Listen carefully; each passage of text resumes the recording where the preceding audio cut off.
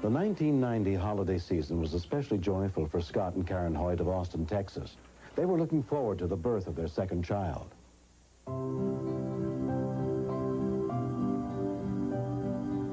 Scott had one last tour to make with his country western band before their baby was due. So Karen was home alone with her 4.5-year-old daughter, Erica, over Christmas weekend. We were getting close. It was down near about the last month or so. And we went to the doctor, and everything seemed to be real fine. And it looked like if we could make it another couple of weeks, we were out of the woods. So I left town feeling pretty confident, not too worried about it. Left her, the phone numbers where I would be, the hotel and the clubs and stuff.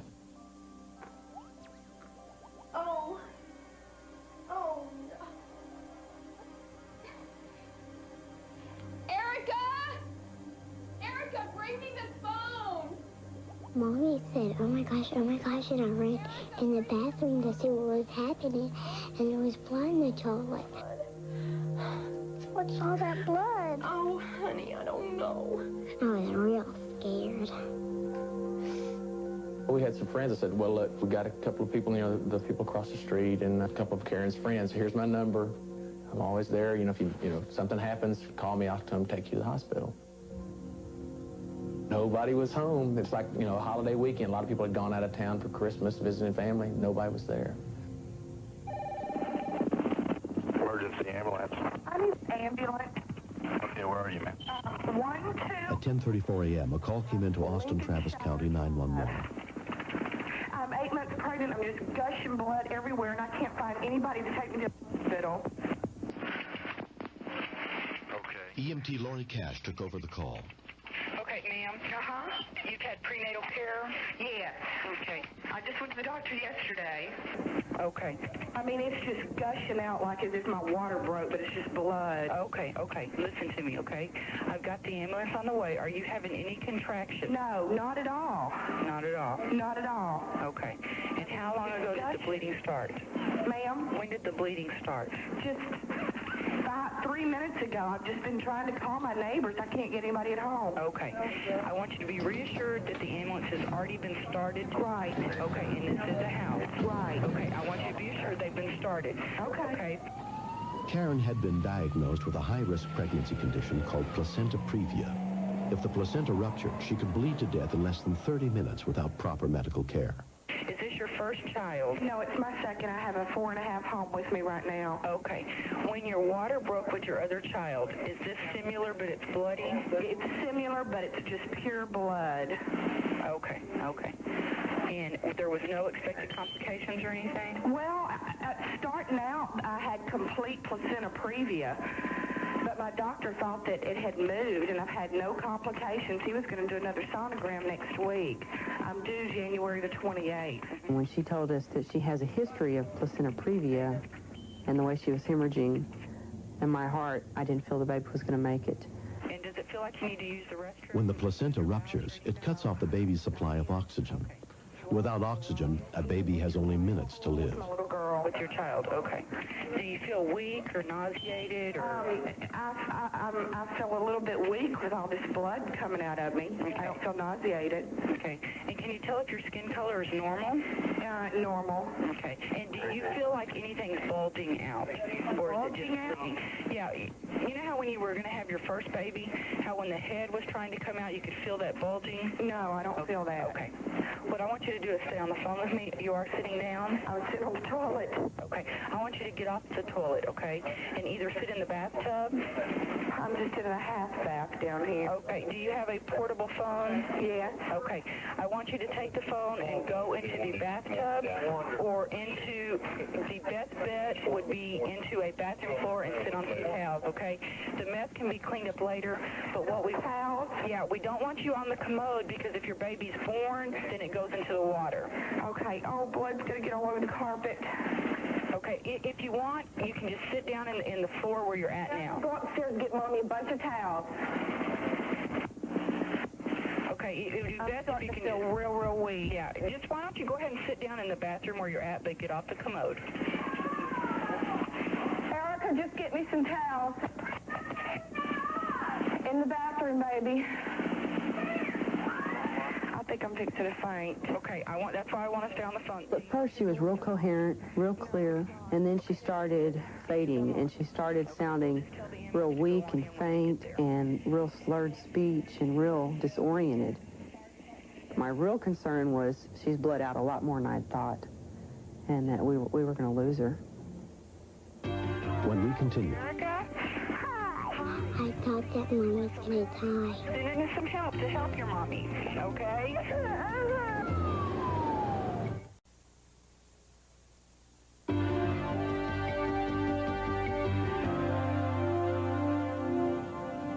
Karen Hoyt was 8 months pregnant when she suddenly started hemorrhaging.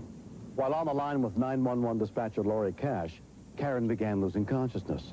The only person home to help was her 4.5-year-old daughter, Erica. Does your little girl talk on the phone? Yes. Okay. I want you to get her to sit by you. Okay? Sit by Mommy. Ma'am? Are they going to be almost here? Yeah, they're responding, okay? And the fire department's responding too. Okay? What I want you to do is the little girl sitting by you? Mm-hmm. Okay. I want you to tell her that you're okay. But if for some reason Mommy can't talk on the phone anymore, for her to pick it up and talk to me. Okay, if Mommy can't talk on the phone anymore, you need to talk on the phone, Erica. My panic about it was that she was there and her 4.5-year-old was there with her. And for a 4.5-year-old to see that was really bothering me, but we needed her help. She could tell me if Mom was making noises, if Mom was talking, if Mom was moving. She was my link to watching Mom. She was my eyes. Ma'am? Hello? I'll hold it for you. Are you okay? Yeah, just feel funny. Okay. Put your daughter on the phone and you lay down.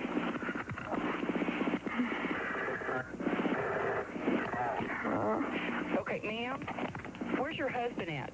He's out of town. Okay. Put your daughter on the phone. Tell her to talk to me on the phone. On the phone? Yes. Put her on the phone so I can talk to her. Hello. Erica? Hi, this is the ambulance, okay? I want you to be a big girl and help me a bunch here, okay? Okay, hon, listen to me. Mommy's going to be fine, okay? Scared. I know you are, hon, but Mommy's going to be just fine. All I could picture was her little face, and just the little voice behind it was just hysterical and nervous and upset. I think what I could do at this point was reassure that Mom was going to be okay on her level. Talk to her as a mom, as you talk to your child. I want you to be a... Okay, that blood can be cleaned up, hon, but it's going to be all right, okay? But my mom is having a baby. I know. You're going to have a brother or a sister, huh? Mm-hmm. Okay, that's why I'm sending somebody to help your mommy have that baby. I was just so afraid Erica would not leave Mom's side to let us in, that I really was trying to make sure Erica didn't see any fear in my voice. I know you're scared, but everything's going to be just fine. Mother's phone number? Yes. Is area code 409-983. I really felt that it was just her last gasp. That was her last words. Let my mom know, and these are her numbers. Because she was just as coherent and clear as when she dialed 911. Okay. When she went immediately back unconscious, I thought she was dead.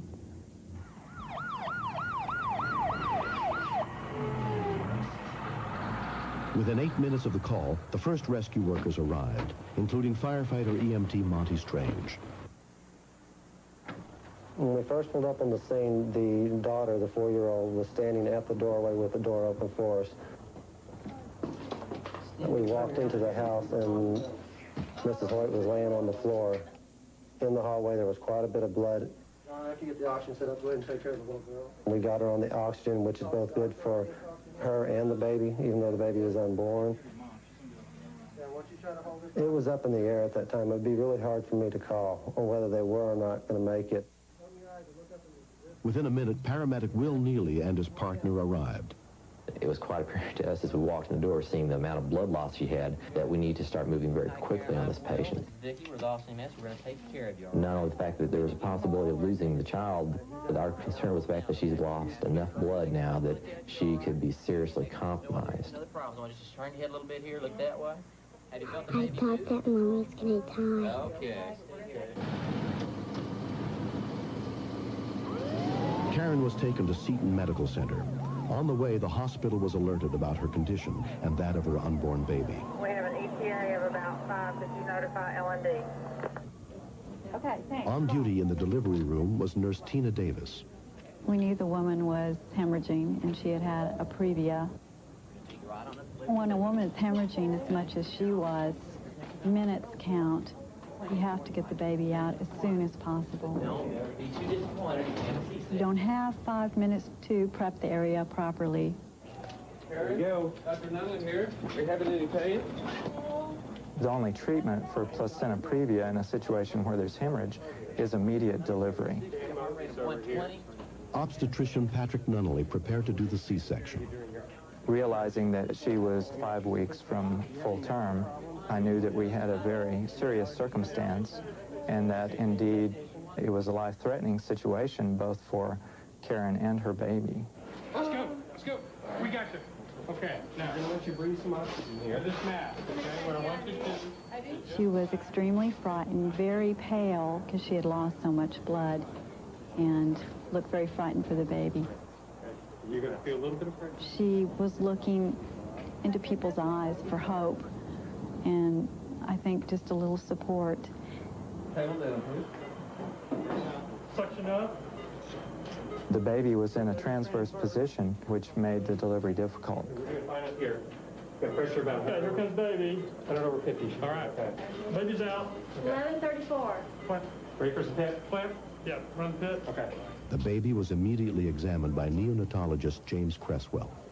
When she first was delivered, the initial heart rate was approximately 80 to 100. Usual heart rate is about 120 to 160, and she was very limp and not crying. A 0 APGAR score would be given if there was no sign of life, and a 10 APGAR score would be given if the transition was as good as it could be. Her APGAR score was 2.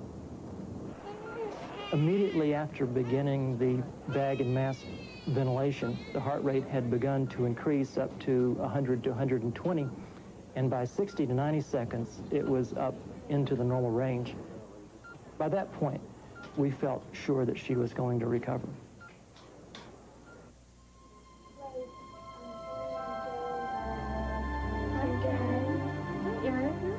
When I woke up in the recovery room and I was alive, and the first thing they said to me was that I was okay.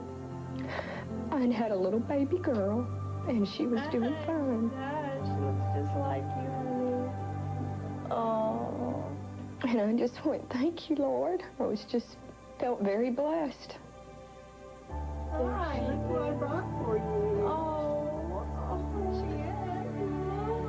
They brought Aubrey in, and I had Erica sitting next to me, and I was holding Aubrey. And it was just the most wonderful feeling. Give her a kiss. I loved having a baby sister. I was real happy. She looks great.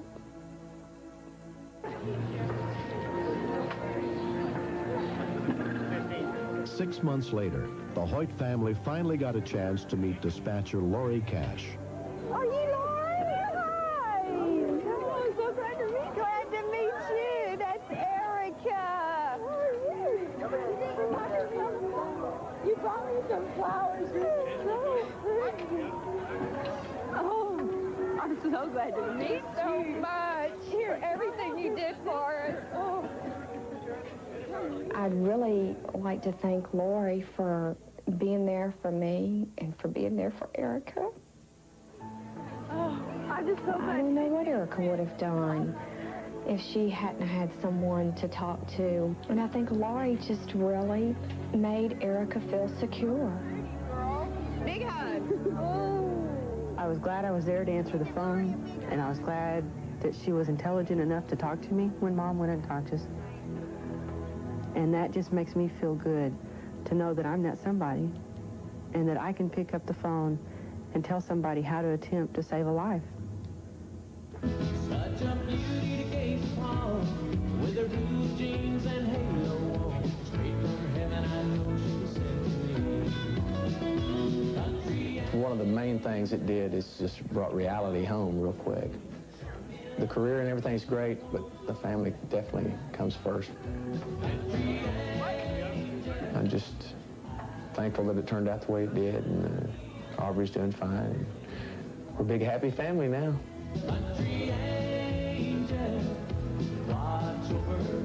It really does feel more precious, the family time together.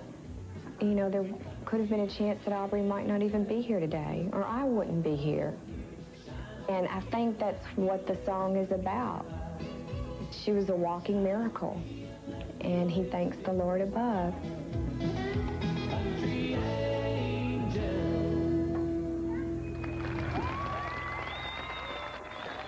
Placenta previa is a condition that can be easily diagnosed and monitored by a doctor during pregnancy.